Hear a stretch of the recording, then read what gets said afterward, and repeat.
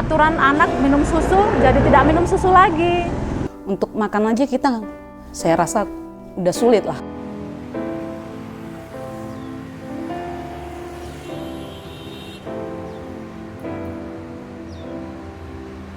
KNLWF itu adalah persekutuan 13 gereja yang berlatar belakang Lutheran yang lebih banyak berada di Sumatera Utara. Satu ada di Sumatera Barat dan satu ada di Jakarta. Karena dia gereja, pastilah dia membawa misi gereja. Gereja ini sungguh-sungguh percaya dengan perkataan Yesus itu.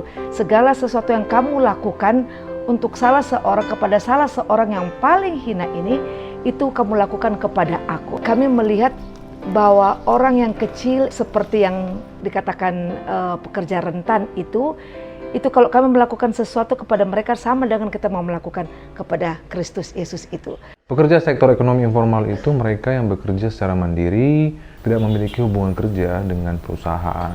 Nah, mereka yang mengusahakan usaha itu sendiri baik secara individu maupun bersama keluarga mereka. Pekerja sektor ekonomi informal ini tersebar di beberapa sektor termasuk di pertanian, pariwisata, transportasi, dan lain sebagainya.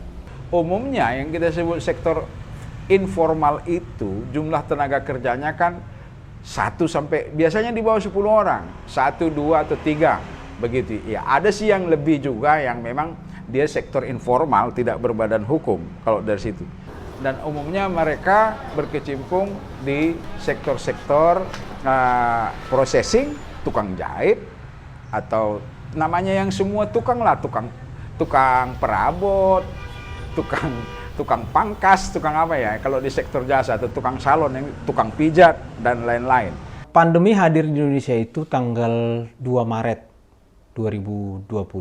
Setelahnya tanggal 11 Maret 2020 WHO menetapkan COVID-19 itu sebagai sebuah pandemi di seluruh dunia. Bencana secara umum itu menghasilkan ancaman, potensi ancaman, dan membuat kerentanan di semua sektor. Pandemi sebagai sebuah bencana memberi kerentanan yang lebih pada sektor-sektor, pada orang-orang yang sebelum pandemi juga sudah rentan.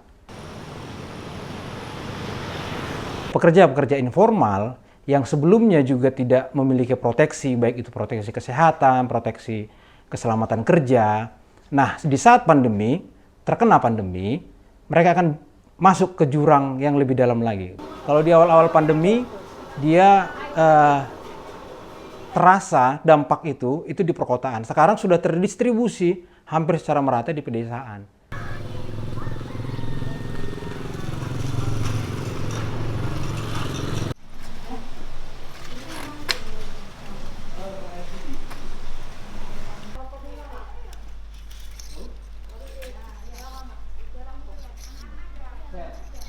Aku punya usaha tenun, ada anggota kerja mereka kira borong-borong lah. Kalau hasil dari ulos atau apa, aku yang menjual, cuman orang itulah yang menerima gaji.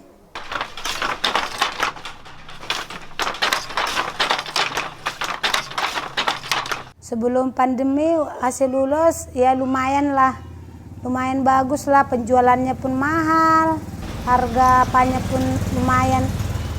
Dijual pun cepat orang menampung, toke-toke. Kalau semenjak pandemi ini memang harganya adalah sekitar 2 minggu stop kerja. Memang stop kerja ini udah mulai jalan, cuman ya gitulah, susah juga, murah harganya, turun gratis.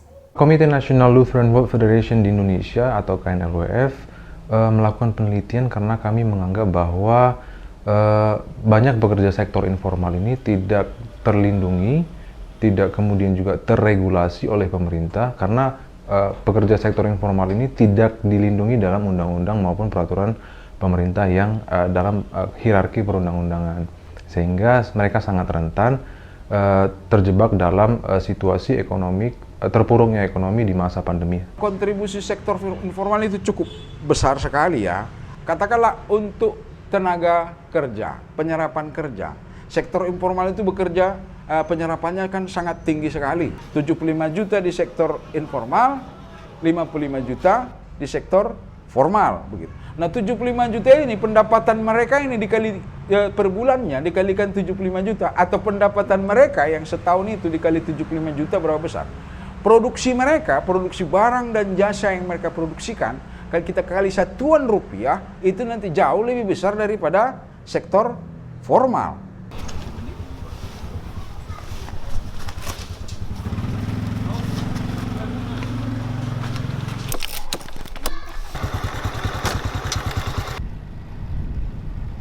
Saya seorang ibu rumah tangga, juga kerja di luar, ada cuci gosok, dan juga saya bantu-bantu suami menggojek juga.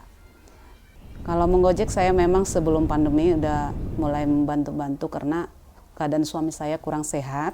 2 hari sebelum pandemi saya sudah mulai menggojek, dan sesudah suami saya operasi pun saya menggojek juga gitu loh. Pendapatan waktu sebelum pandemi terbilang agak lumayan lah. Masih bisa lah kita menutupi kebutuhan di rumah. Nah sesudah pandemi, untuk makan aja kitanya susah loh. Dimana anak-anak juga belajarnya daring. Berarti kalau dalam keadaan belajar daring kan kebutuhan biaya jadi 3 kali lipat lah dari yang biasa saya keluarkan. Jangankan beli internet, untuk makan aja saya rasa udah sulit lah. Yang tadinya kita nggak punya utang, jadi punya utang. Karena apa? Karena menutupi, gimana supaya anak-anak ini bisa gitu loh, mengikuti apa yang dianjurkan pemerintah. Walaupun kita tidak sanggup. Pandemi ini kan saat ini sesuatu yang baru. Semua negara di dunia itu mengalami kesulitan yang sama. Dampak yang dirasakan masyarakat Indonesia soal sosial ekonominya itu yang paling besar itu adalah terjadinya perubahan pada relasi kita secara individu, secara komunitas, antar sesama individu, antar sesama komunitas. Terjadi perubahan. Nah, secara ekonomi, perubahan tadi itu membuat mobilitas kita terbatas atau dibatasi. Nah, itu yang terjadi saat ini. Jadi mobilitas yang semakin berkurang itu berdampak pada perputaran ekonomi di tengah-tengah masyarakat. Pekerja informal ini kan sangat mengandalkan mobilitas manusia di ruang publik, sehingga kami menyebutnya, kami memasukkan kategori ini sebagai definisi kerentanan yang dialami oleh pekerja informal di masa pandemi ini. Dalam penelitian yang kami lakukan itu di KNLWF, kami fokus pada bagaimana pandemi ini berdampak kepada pekerja sektor informal ini secara ekonomi. Karena seperti yang saya sampaikan juga bahwa mereka ini pekerja yang tidak dilindungi, tidak terregulasi, dan kemudian juga tidak memiliki akses yang cukup seperti pekerja formal terhadap jaminan-jaminan atau perlindungan sosial yang disediakan oleh negara, dalam hal ini pemerintah. Pekerja informal ini rentan untuk kehilangan pendapatan. Mereka ini kan tidak memiliki ikatan hubungan kerja. Ketika bencana seperti hari ini kita rasakan, pekerja informal itu yang paling rentan dalam menerima dampak dari pandemi itu. Pas lah mau operasi, kami memang masuk BPJS Mandiri karena kami menunggu. Selalu aku bertanya pada relawan-relawan yang biasa untuk apakan BPJS bagian dinas sosial. Mereka bilang sabar dan sabar, tapi gimana kita mau sabar sementara penyakit sudah kritis. Akhirnya kami buat sendiri BPJS Mandiri. Waktu operasi kita udah bayar, kedua ketiga kita masih bisa bayar. Tapi untuk seterusnya karena perekonomian makin sulit, pendapatan tak ada, udah 4 bulan ini memang belum ada kami bayar. Karena apa? Nggak sanggup kami membayarnya. Listrik, air, listrik memang wajib lah karena kami pakai token, wajib tiap bulan kami beli. Itu pun saya sanggupnya 20.000. Dan air begitu juga, kami udah berapa bulan kami nunggak air. Kalau pandemik di sektor informal yang terpukul itu adalah bidang-bidang usaha yang langsung berkaitan secara fisik dulu. Secara fisik itu misalnya kita katakanlah sektor transportasi itu terpengaruh. Sektor yang menyangkut jasa perhotelan, akomodasi penginapan, sektor pariwisata, guide, ya. Kemudian jasa-jasa kecantikan, salon, tukang pangkas, kita pergi aja lah ke jasa-jasa yang seperti itu, atau jasa penginapan, apa, mereka kan kosong semua, terpukul.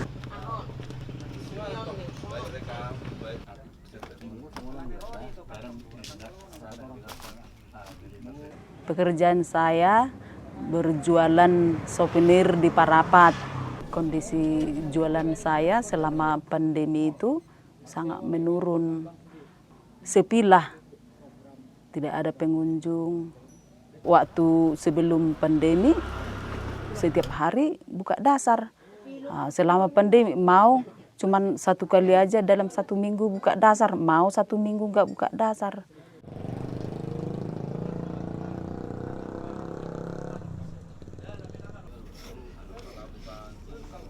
Selama pandemi, saya tidak pernah dapat bantuan dari pemerintah. Mereka ini tidak cukup miskin untuk mendapatkan bantuan sosial. Kami menemukan 95% itu informan, itu rentan masuk ke dalam jurang kemiskinan. Dan ada sekitar 50% itu rentan masuk ke dalam jurang kemiskinan ekstrim. Mereka ini tidak memiliki daya tahan yang cukup untuk berdaya dalam situasi terpuruk hari ini. Sebelum pandemi, pendapatan mereka itu sudah cukup untuk memenuhi kebutuhan keluarga, dan bahkan juga mereka memiliki kemampuan untuk menyekolahkan anak-anak mereka ke perguruan tinggi. Nah, itu sebelum pandemi. Saat pandemi terjadi, kondisi berubah karena ekonomi mereka sangat rapuh, sehingga mereka tidak berdaya untuk mengakses kebutuhan-kebutuhan baik itu pokok maupun kebutuhan-kebutuhan yang dibutuhkan oleh keluarga mereka, termasuk anak-anak mereka dalam hal pendidikan dan kesehatan, sehingga mereka harus mendapatkan perlindungan atau bantuan sosial dari pemerintah. Malah ini teman-teman pun di sini ada juga yang dapat.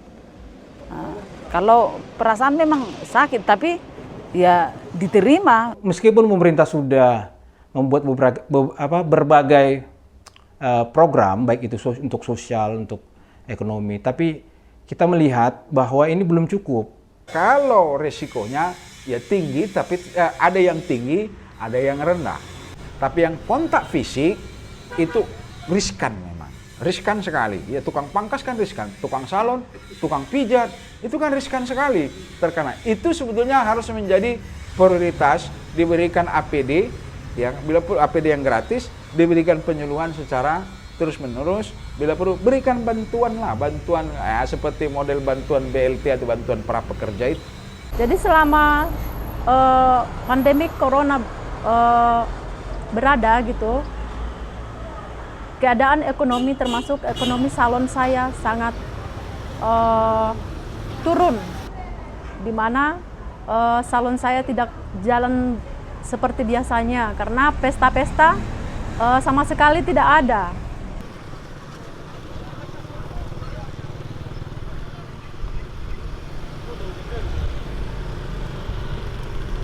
Kalau dulu-dulunya kan merias pengantin itu setiap pagi kita punya pasien itu sedikitnya 3 atau 4 orang selalu ada itu, karena di Tarutung itu rata-rata pesta. Sebab ada corona saya belum buka gorengan gitu, usaha gorengan lah.